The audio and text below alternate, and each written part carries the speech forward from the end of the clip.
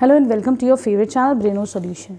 देखो बच्चों, आज हम लोग करेंगे एक्सरसाइज 11.1। ठीक है, डायरेक्ट एंड इनवर्स प्रोपोर्शन। ये पुरानी बुक का है तो ये 13.1 है। ठीक है, वरना नई बुक में ये 11.1 है। ठीक, तो इसमें ये क्वेश्चन है बेटा कि यहाँ पर जो है एक कार पार्किंग है, उसके चार्जेस है कि अगर कोई गाड़ी 4 घंटा खड़ी होती है तो 60 रुपीज़ लगते हैं उसकी पार्किंग में, 8 घंटा खड़ी होती है तो 100 रुपये लगते हैं। ठीक है, इस तरीके से गिवन है। पहले तो हम ये समझते हैं कि डायरेक्ट और इनवर्स प्रोपोर्शन क्या होता है। सपोज करो बच्चों, एक बच्चा जो है वो 2 पिज़्ज़ा खाता है। ठीक है, तो 2 बच्चे कितने पिज़्ज़ा खाएंगे? ऑब्वियसली 2 बच्चे 4 पिज़्ज़ा खाएंगे। तो हम ये देख रहे हैं जैसे जैसे ये बढ़ रहा है वैसे वैसे नंबर ऑफ पिज़्ज़ाज भी बढ़ रहे हैं। ठीक है, तो ये तुम्हारा हो गया डायरेक्ट प्रोपोर्शन का केस। ठीक, लेकिन अगर हम लोग कहते हैं कि कोई भी एक काम है, एक टास्क है, सपोज इसको कलर करना है। ठीक है, एक बच्चा इसको 2 घंटे में कलर करता है, तो 2 बच्चे से कितने देर में कलर कर देंगे? तो ये क्या हो जाएगा, अब तुम्हारा टाइम कम हो जाएगा। 2 बच्चे मिलके इसको 1 घंटे में ही कलर कर देंगे। तो देखो जैसे नंबर ऑफ बच्चे बढ़ रहे हैं, यहाँ पे जो नंबर ऑफ डेज इस टास्क को कंप्लीट करने में नंबर ऑफ आवर्स है वो कम हो रहा है। तो जब भी एक वैल्यू बढ़ती है दूसरी कम होती है तो ये इन्वर्स प्रोपोर्शन का केस होता है।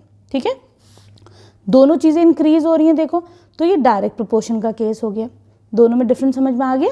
अब हम अपना पहला क्वेश्चन करते हैं। ठीक है, क्वेश्चन नंबर 1 में ये कह रहा है तुम्हारे पास आवर्स हैं और ये रुपीज़ में तुम्हारे पास चार्जेस है। ये ऐसे टेबल थी, मैंने इसको इस तरीके से बना लिया हॉरिजॉन्टल। ठीक, तो मैंने आवर्स को x मान लिया है और रुपीज़ को इसके जो भी चार्जेस थे उनको y सपोज कर लिया। अब ये कह रहे हैं ये डायरेक्ट प्रोपोर्शन का केस है क्या? तो ये देखो बच्चों, डायरेक्ट प्रोपोर्शन में एक बात होती है कि x अपॉन y जो है वो कांस्टेंट रहता है।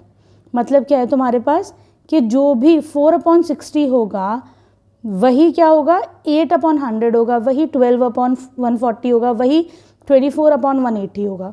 ठीक है, तो यहाँ पे हम इसको मान लेते हैं। सपोज यहाँ पे देखो ये प्रोपोर्शन क्या आ रहा है, 2 से कर लो ज़रा सा डिवाइड।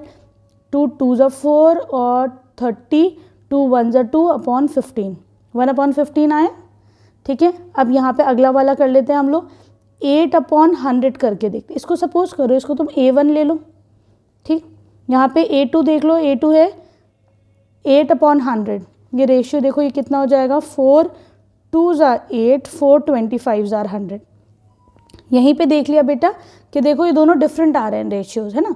तुम चाहो तो यहीं पे लिख सकते हो कि no this is not the case of direct proportion. ठीक, लेकिन चलो आगे और करके देखते हैं। ये देखो A3 देखो कितना आ रहा है, A3 आ रहा है 12/140। ठीक है, तो हम इसको डिवाइड कर सकते हैं 3 से। 3 4 ज़ा 12, 3 4 ज़ा ना सॉरी 3 से 2 से कर लो, 2 6 ज़ा 12, 2 7 ज़ा 14 और 0। ठीक, अब तुम कर सकते हो उसको 2 से करो, 2 3 ज़ा 6 और 35। ये कितना हो जाएगा, 3/35। तो देख लो सारे रेशियोज जो है वो तुम्हारे पास बेटा डिफरेंट आ रहे हैं, सारे रेशियोज, है कि नहीं। तो इसका मतलब क्या है, this is not the case of constant direct proportion. ठीक है, क्लियर है। अब आ जाओ तुम इसके क्वेश्चन नंबर 2 पर।